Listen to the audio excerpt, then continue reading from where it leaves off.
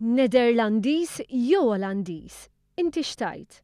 Kienet kelma li riċentement skattat kontroversja hekk kif il-Kunsill tal-Ilsien Malti ra Nederlandiż bħala alternattiva tajba għall-kelma Olandiż.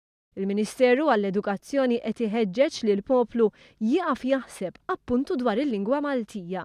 Il-Ministru Evarist Bartolo ħabbar dokument qasir ta' konsultazzjoni li se jkun disponibbli online fuq is-sit socialdialogue.gov.mt.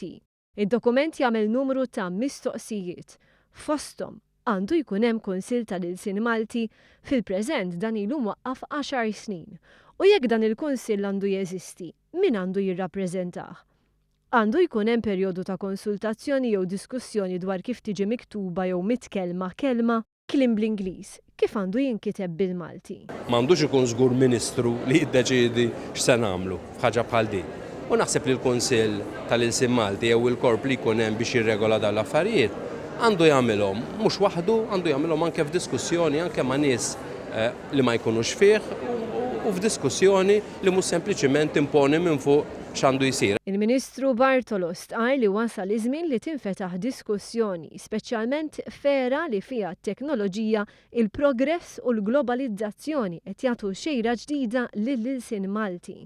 Jiena niltaqa' ma' tfal żgħar ta' 5 snin pereżempju jgħiduli kif huma mħawdin li jridu jiktbu shower b'żewġ modi differenti fl-istess ħin. Li meta qed jgħidu shower bil-Malti jiktbuha bil-Malti shower. U mbagħad iridu jiktbuha bl-Ingliż SHOWR. Dan qed iħalli effett u naħseb li rridu nirriflettu fuq, ma nistgħux ma nirriflettux fuq. Osserva li ħsibijiet u mistoqsijiet dwar l-Ilsien s'issa kienu espressi biss permezz ta' ittri f'gazzetti jew fi programmi okkażjonali.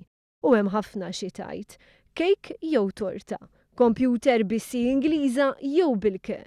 Id-diskussjoni tkompli permezz tal-konsultazzjoni.